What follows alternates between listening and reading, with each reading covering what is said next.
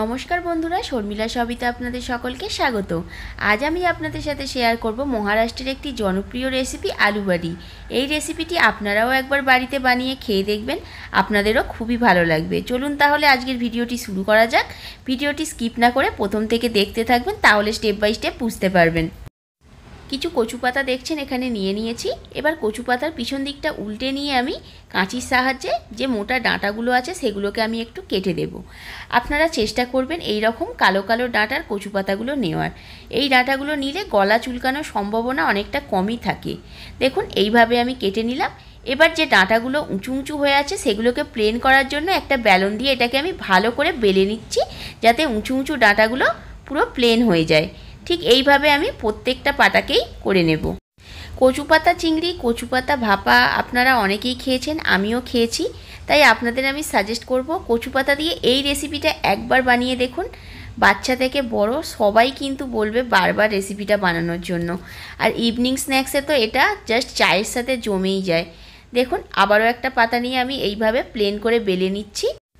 এবার আমি একটা ব্যাটার বানিয়ে নেব। তার জন্য এখানে একটা পাত্র নিয়ে নিয়েছি। পাত্রের মধ্যে দিয়ে দেবো 3 চামচ বেসন, 1 চামচ আদা রসুন আর কাঁচা লঙ্কা বাটা, 1/2 চামচ ধনে গুঁড়ো, 1/2 চামচ হলুদ গুঁড়ো, জিরে গুঁড়ো 1/2 চামচ, গরম মশলা গুঁড়ো 1/2 চামচ, মরিচ গুঁড়ো 1/2 চামচ, আমচুর গুঁড়ো 1/2 চামচ আর পরিমাণ মতো নুন আর পাতিলেবুর রস দিয়ে এটাকে ভালো করে আগে আমি চামচের সাহায্যে মিশিয়ে নেব। চামচের সাহায্যে ভালো করে মিশিয়ে নেওয়ার পর এবারে হাতের তালুতে একটু আমি আজওয়ান ঘষে নিয়ে এইভাবে এটাকে ক্রাশ করে আমি দিয়ে দিলাম। এরপর দিয়ে দিলাম জল। এবার এটাকে ভালো করে মিক্স করে নিলাম। এবার একটা থালার মতো ঝাঁঝরি নিয়ে তাতে সামান্য একটু সর্ষের তেল দিয়ে হাত দিয়ে ভালো করে চারিদিকে আমি লাগিয়ে নিলাম তেলটা। এবার একটা পাত্রের মধ্যে জল নিয়ে ওই ঝাঁঝরির থালাটা আমি বসিয়ে দিলাম। এবার দেখুন যে পাতাগুলো আমি আগে থাকতে রেডি করে রেখেছিলাম, সেই পাতাগুলোর মধ্যে যে বেসনের ব্যাটারটা আমি বানালাম সেটা ভালো করে এই পাতার পিছন দিকে আমি লাগিয়ে নিচ্ছি। যেহেতু চামচ দিয়ে ভালো করে লাগানো যাবে না, তাই আমি এটা হাতের সাহায্যেই করছি। একটার পর একটা পাতা আমি দেখুন এইভাবে রাখছি। আপনারাও কিন্তু এইভাবে কিন্তু রেসিপিটা বাড়িতে বানাবেন। একটার পর একটা পাতার মধ্যে এইভাবে বেসনটা লাগাবেন। পাতাগুলো কিন্তু আমি আগে থাকতে ভালো করে ধুয়ে জল ঝরিয়ে রেখেছিলাম। আপনারাও এই প্রসেসটা ফলো করবেন। ঠিক এইভাবে হাতের সাহায্যে খুব ভালোভাবে আমি প্রত্যেকটা পাতাতে বেসনটা দেখুন মাখিয়ে নিচ্ছি।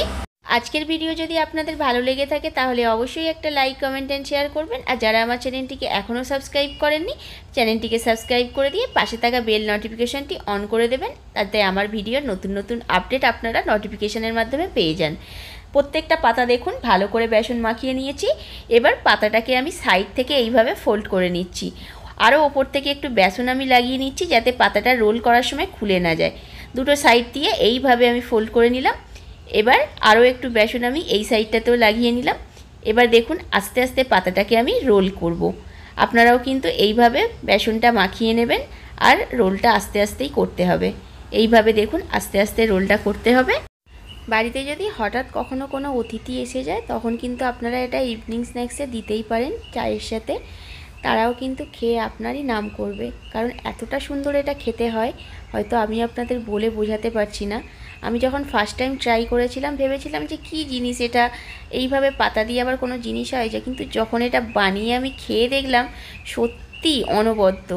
দেখুন এইভাবে আমি রোল করে নিয়েছি একটা। আরও একটাকে আমি সেম প্রসেসে রোল করে নিচ্ছি। একটা একটু মোটা হয়েছে পাতাটা রোলটা, কারণ হচ্ছে এতে অনেকগুলো পাতা দিয়েছিলাম। আর এই রোলটা দেখুন একটু পাতলা মতো হয়েছে, কারণ এতে বেশি পাতা আমি ব্যবহার করিনি। এবার সেই তেল মাখানো ঝাঁঝরিটার মধ্যে আমি পাতার রোলগুলো দিয়ে এবার 20 মিনিটের জন্য এটা বয়েল হতে দিলাম।